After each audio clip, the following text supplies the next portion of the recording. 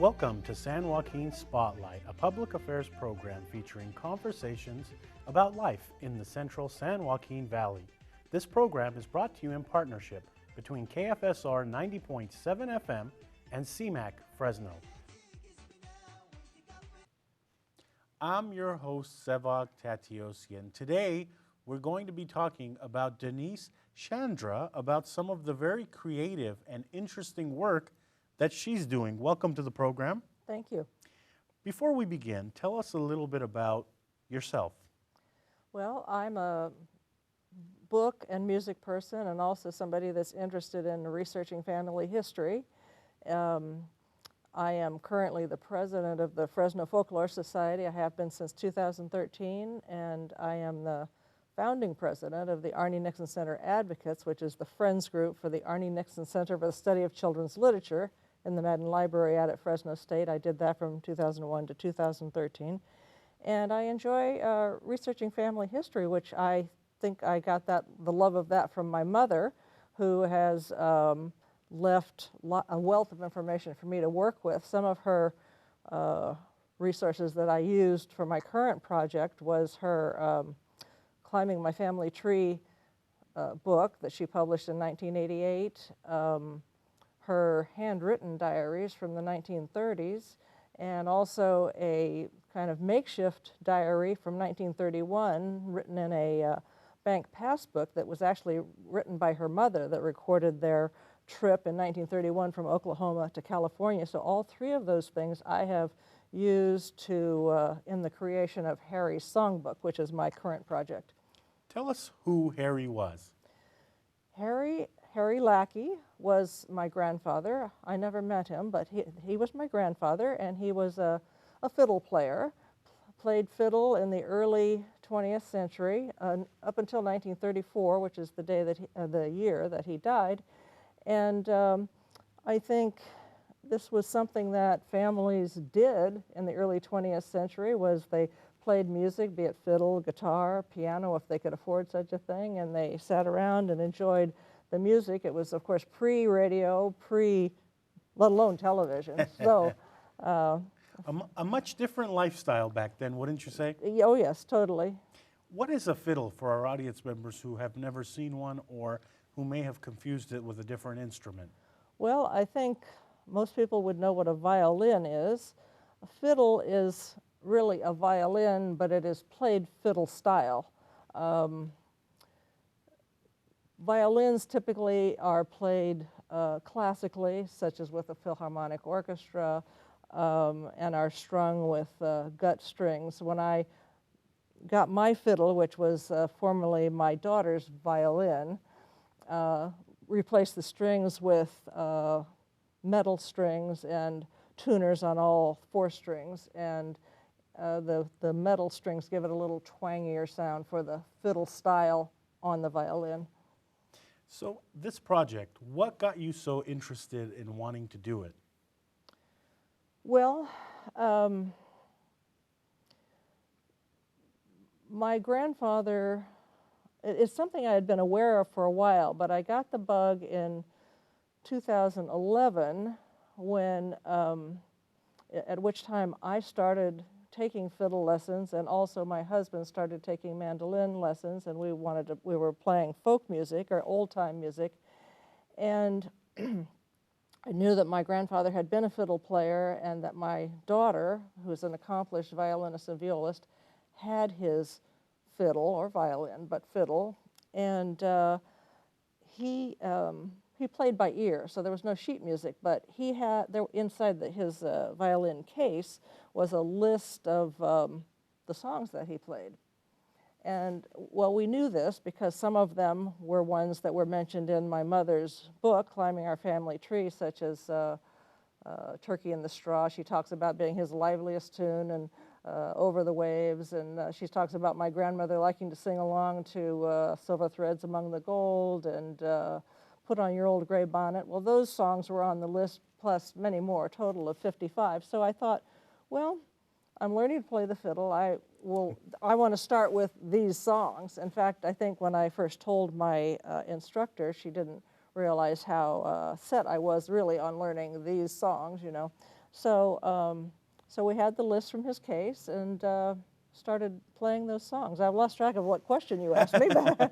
Well, and how did the fiddle get to California? Because was he originally from California, or how did that? No, he wasn't. He was from the Midwest. I think he may have been, I think he was actually born in Missouri, but from the time that I'm more aware of him, he lived in Dalhart, Texas, from about 1915 to 1924, and Dalhart was an important city because it's where my grandfather bought one of his fiddles, and we know this because the fiddle my daughter has says that inside, but we could talk about that later. But he met and married my grandmother there. 4 of their 5 children, including my mother, were born in Dalhart. So they lived in Dalhart, Texas, which is in the Panhandle, from about 1915 to 1924. 1924, they moved to Enid, Oklahoma, to be near my grandmother's family. And then by 1931, well, we're already in the beginning of the Depression.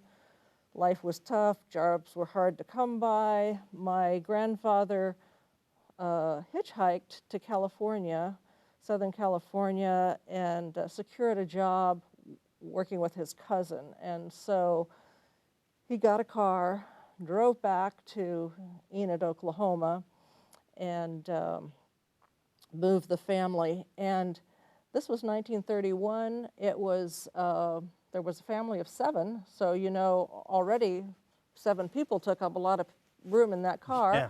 And I presume they tried to take some food and as many possessions as they could take, but the fiddles, the 2 fiddles, were part of this trip. So 1931, it was Route 66, which was pretty new at that time. Route 66 was built about 1924.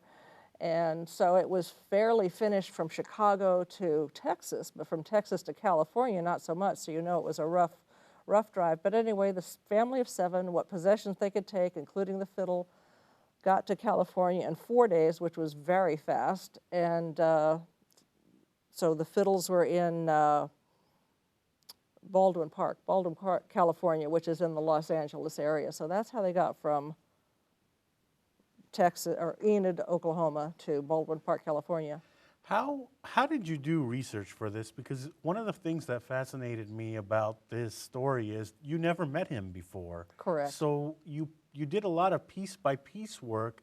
Can you tell us how you really combined? I mean, you looked at some of the diaries your mom had written. What else did you look at? Well,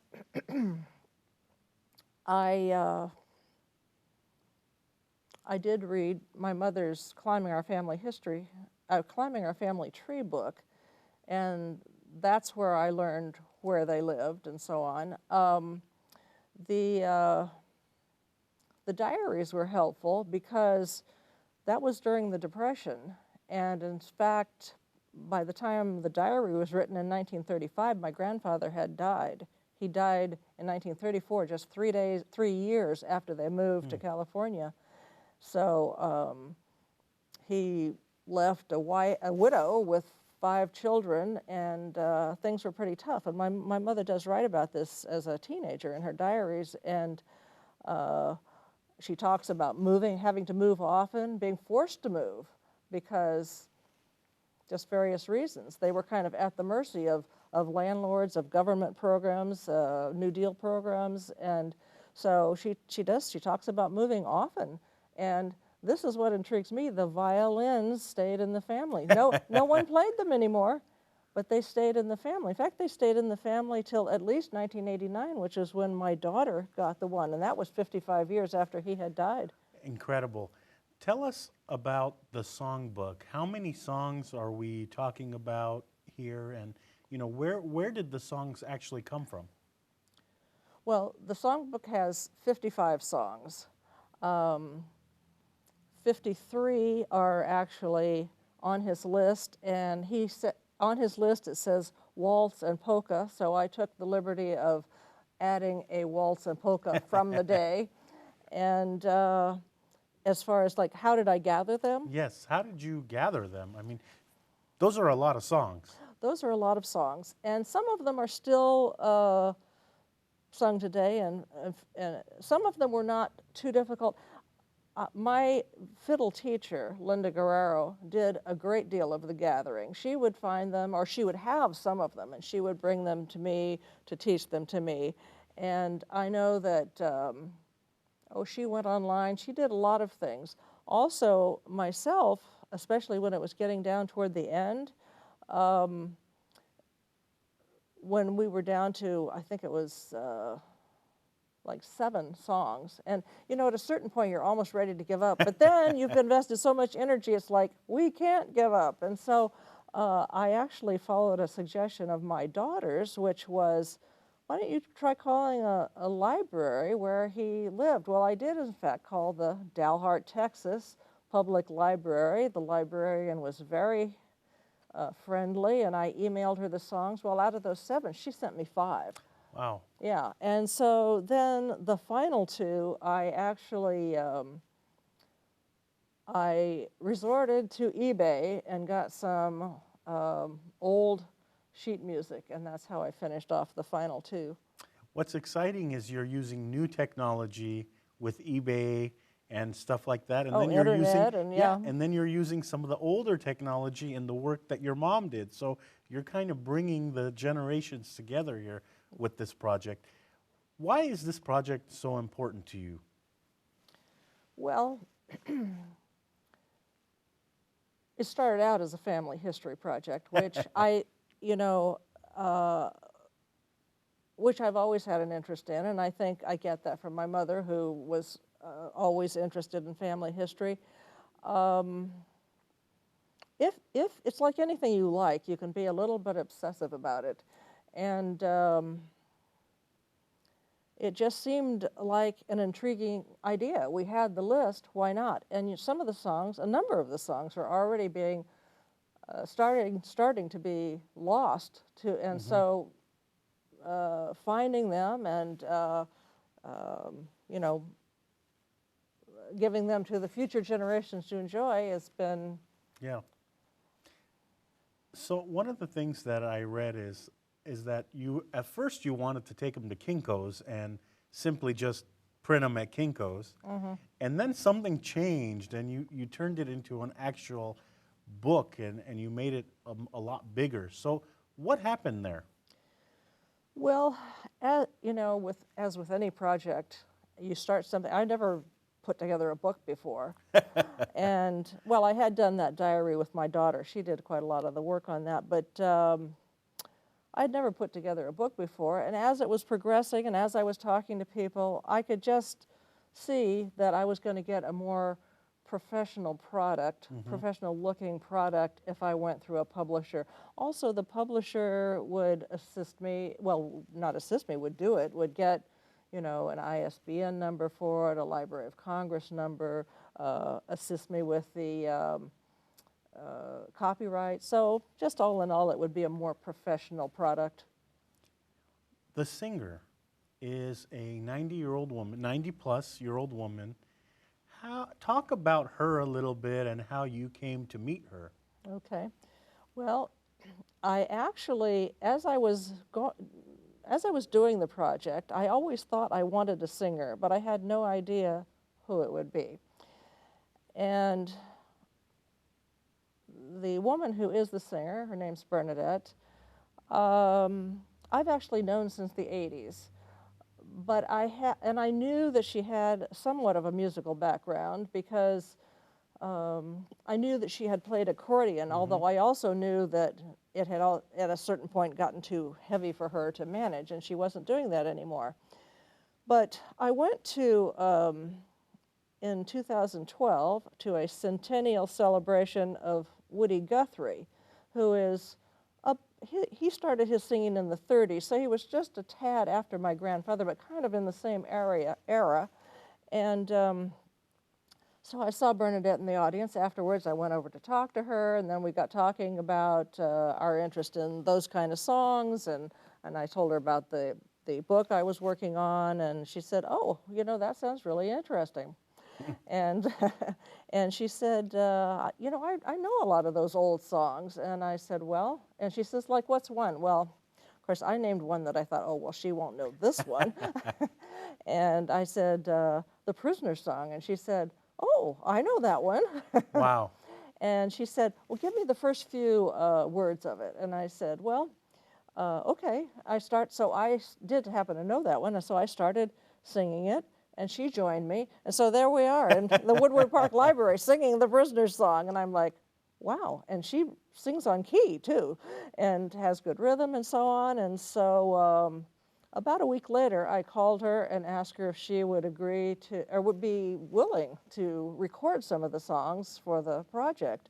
And she didn't hesitate. She said, yes, I'd be happy to do whatever you want me to do. And so then, though, even as the recording went along, I mean, I could tell that day in the library she could sing. Well, she's not only been singing throughout her life, you know, as a child with her family, but then when her children were young, and even now with grandchildren and so on, she and her sister, and I have a picture of them in the book that she, you know, gave me from 1938, but her sister played guitar, she played accordion, and the two of them sang as the Brooks Sisters during World War II, and they entertained the troops.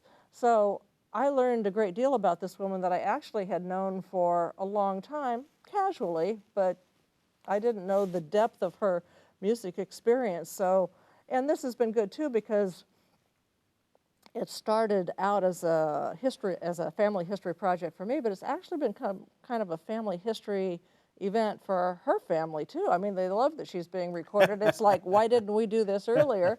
And but it's gone on really much broader than that. Tell us a little bit about what you've learned about your grandfather in this process, because I imagine with all the work that you've done, you've learned stuff about your grandfather that you had no idea about. Not as much as you might think, but because he died pretty young. But what I have determined is that he was very much a survivor. You know, he moved his family during he found a job, something hard to do during the Depression, moved his family from Oklahoma to California, survived through music and entertaining himself and his family. So I came out of the project feeling that he was very much of a survivor. What are your goals with this? I mean, so after you've got this publisher, after you've got them published, what are your goals, and are you looking to sell them? Yes, I am looking to sell them. I actually ordered 100, and I have 97 because, as I said, 3 had to go to the Library of Congress and the Copyright Office. But 43 are actually spoken for already. My goal is, yes, to sell them, to give life to some songs that were almost being lost. And I mean, I'm selling them, but it's not a profit-making adventure, believe me. Far from it. I mean, I have to ask something for it because, you know, it has value. But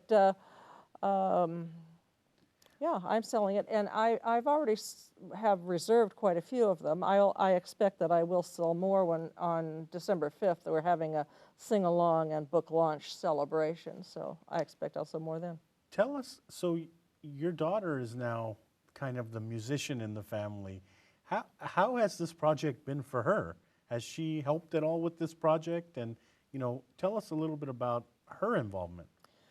Well, she is the mother of 2 young children and is an attorney, so she doesn't have a great deal of time.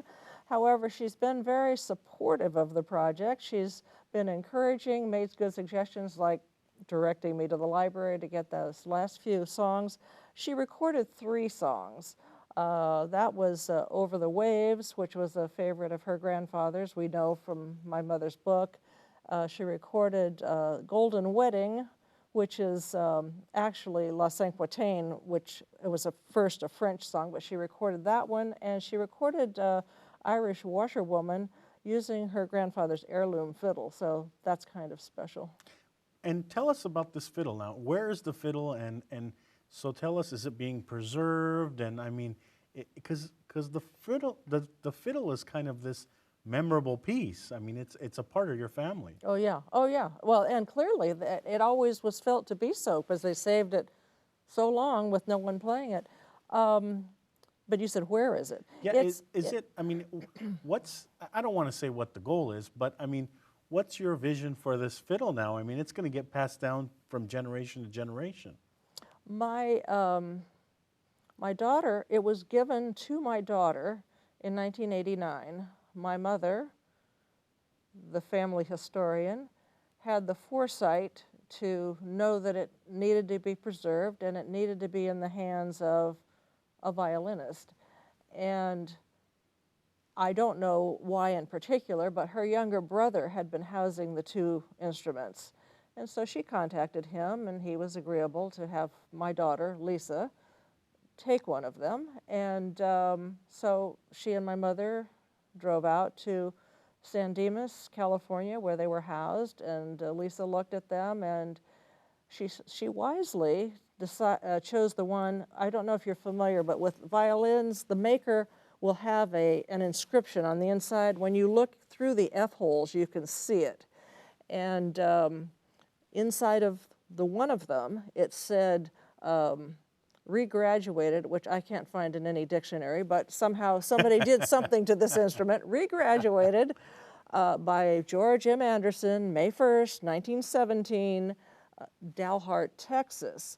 And I actually have a picture of that inscription. I got a wonderful photographer, Randy Vondata, who by taking about 20 different pictures was able to piece it together for me, so that's in the book.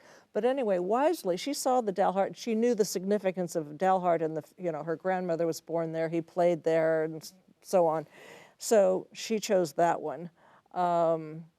And it needed a little work. Of course, it needed new strings. It hadn't been played in 55 years. Yeah. And it needed a little work, so we took it to a local luthier and had it fixed up. She took a couple fiddle lessons, but she's really a classical violinist at heart. But it was given to her, and so she does have possession of it. I mean, I have played it, and in fact, I enjoy playing it because, well, it just takes you back to a time, and it's an instrument that's kind of intimate. I mean, you hold it right up to yourself, and so I can, picture my grandfather playing it, or especially if I play Put on Your Old Gray Bonnet or Silver Threads Among the Gold that my mother in her book talks about her mother singing along to, and I knew my grandmother very well, I mean, for many years, and so it's kind of a touching, sentimental moment, to do that. How can people find out more information about this songbook? How can audience members purchase the songbook? How can we get in touch with you or the songbook? Well, probably email or phone would be, do you want me to give that information? Yeah, however you feel comfortable people asking to purchase this book, because I imagine there's going to be audience members who want to, purchase this book. Well, my phone number is 229-5085, and email is also good, is Denise S., DENISES, at Comcast.net. Pretty easy, pretty straightforward. We are having this songbook launch. Well, if anybody contacted me, I could direct them to the songbook launch. We would like an RSVP, not just a drop into that, because we will have food and we need to plan in that regard. But yeah, I would be happy. I actually did have an op-ed piece about this that just happened to have been published on Saturday, and I've gotten a few email responses, as you say, asking how could I get this book and the CD and so on. And the thing about it is that even though it did start as a family history project, the community reaction has been a real interest in the story because of how it traveled, from Oklahoma to California, and how it was saved even though no one played it, and how it was given to my daughter, and how we had a song list. The song list led to the book. I mean, it's an interesting story, and people have really, that story has resonated with people. And it seems like this is going to continue throughout your family for every generation. So it's an exciting project because it's a piece of your family that's going to be carried down now in the public, basically, yes, because the public will have a chance to purchase this and listen to it. Absolutely. We're running out of time this week on the program, but what is your affiliation to the Folklore Society? Because you're affiliated somehow to the organization. I am. Well, I am the president of the Fresno Folklore Society. That wasn't in the grand plan, but when my husband, back in 2011, when we were taking our beginning lessons on fiddle and mandolin, his teacher directed him to the musical jams at the Santa Fe Basque every Wednesday evening that were at that time led by the legendary Kenny Hall. And we got hooked and met a lot of folklore people. I was asked to go on the board, and at my very first meeting, I was elected president. So. Well, congratulations. And you, also a part of the organization is Paul, who Yes. volunteers on the program. So, Yes. you know, thank you He to is the Paul. vice president. Yeah, thank you to Paul for connecting us with you, because this is an amazing story of a fiddle traveling and, you know, getting passed down from generation to generation. So, real fast, almost out of time here. The community has been great towards this, have they? They have had a very positive reaction. Everybody I talk to is just fascinated, because it's just a compelling story, I think, and one that transcends family history. It's just of really broad interest to people. Denise, thank you so much for coming on the program and enlightening our listeners about, you know, this project. And so we're excited to check it out and listen to some music. Well, thank you for having me. That's all for this edition of San Joaquin Spotlight.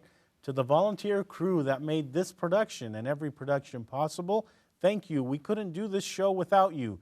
They are in the studio now, making us look good and working it.